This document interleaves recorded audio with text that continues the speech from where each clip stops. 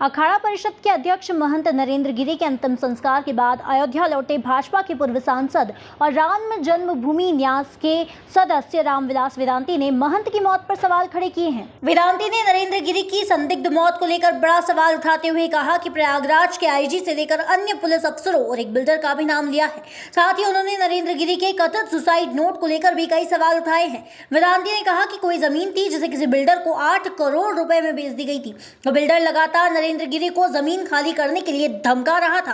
Builder bulldozer से उसकी 4 दीवारी गिरवाने की धमकी भी देता था। उन्होंने ये भी कहा कि चारों ओर से फाटक बंद था, जहां रोज वो सोते थे वो वहां भी सोते हुए नहीं मिले। आखिर दूसरी जगह सोने के लिए क्यों गए? बाहरी लोग कैसे आ गए? वेदांती ने कहा कि मैं चाहता हूं कि जल्दी से सीबीआई की जांच हो। संतों, महामंडलेश्वरों और निरंजनी अखाड़ा के मन में जो संशय है, संशय को लेकर जब तक जांच नहीं होगी तब तक कुछ भी समाधान नहीं हो सकता है। डॉक्टर रामविलास दास वेदांती ने कहा कि नरेंद्र गिरी को वाई श्रेणी की सुरक्षा मिली थी, फिर बाहरी आदमी कैसे मंदिर में प्रवेश कर गया और जहां पर रोज सोते थे वहां पर क्यों नहीं आराम किया? जल्द से जल्द इसकी सीबीआई जांच पूरी की जानी चाहिए। आत्महत्या के पीछे क्या कारण है, इसके लिए आईजी से पूछा जाए। आनंद गिरी टीवी पर ले रहे हैं केपी सिंह का नाम। केपी सिंह सबसे पहले क्यों आए? क्यों नहीं पहुंचा हल्के का दरोगा या जिला अधिकारी का एसएसपी? जिन लोगों के नाम सामने आए हैं उन सब लोगों को कटघरे में खड़ा किया जाए। स्थानीय पुलिस को हटाकर दूसरे पुलिस अधिकारियों को नियुक्त कर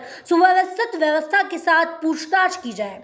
के बाद ऐसा लगता है कि बिना सीबीआई जांच के इसका निष्कर्ष नहीं निकल सकता है, इसलिए सीबीआई जांच कराना आवश्यक है। हत्या के पीछे कारण क्या है, इस कारण को मैं स्वयं नहीं जानता, लेकिन हत्या के पीछे क्या कारण है इसके लिए आईजी से पूछा जाए, जिसका नाम बार बार आनंद गिरी टीवी में ले रहे हैं केपी सिंह। केपी सिंह ने हत्या कराया। केपी सिंह सबसे पहले क्यों आए?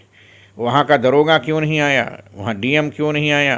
वहाँ पर एसएसपी क्यों नहीं आया? केपी सिंह सबसे पहले पहुँच गए।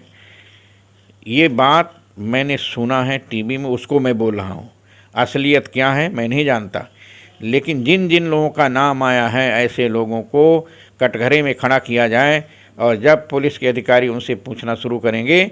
मैं जानता हूँ कि अभियुक्त ने ऐसा कांड किया है, इसलिए वहाँ के पुलिस अधिकारियों को हटाकर दूसरे पुलिस अधिकारियों को नियुक्त करके सुव्यवस्थित व्यवस्था के साथ जब तक अधिकारियों से पूछताछ नहीं की जाएगी तब तक इसका खुलासा हो नहीं सकता है। और योगी आदित्यनाथ जी ने बहुत अच्छा काम किया कि संतों की मांग को स्वीकार किया और उन्होंने कह दिया है कि सीबीआई जांच होगी। इससे देश के सभी संत लोग प्रसन्न हैं।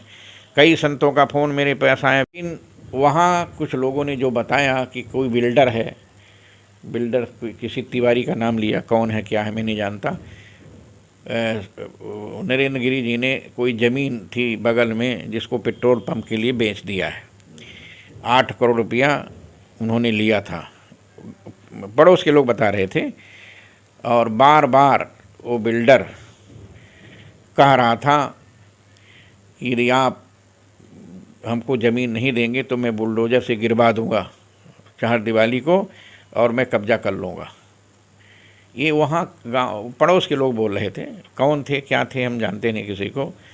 इसका मतलब है हमको बड़ा आश्चर्य कि चारों ओर से फाटक बंद था। वहाँ पर 22 श्रेणी की सुरक्षा वाले थे। फिर बाहरी लोग कैसे आ गए? फिर अंदर से फाटक कैसे बंद हुआ? और अंदर का फाटक भी खुला हुआ था। जहाँ वो रोज़ सोते थे वहाँ पर सोते हुए नहीं मिले, वो दूसरी जगह सोने के लिए क्यों गए? ये सब कई कारण बता रहे हैं। अब ये जांच का विषय है। मैं चाहता हूँ जल्दी से सीबीआई की जांच हो।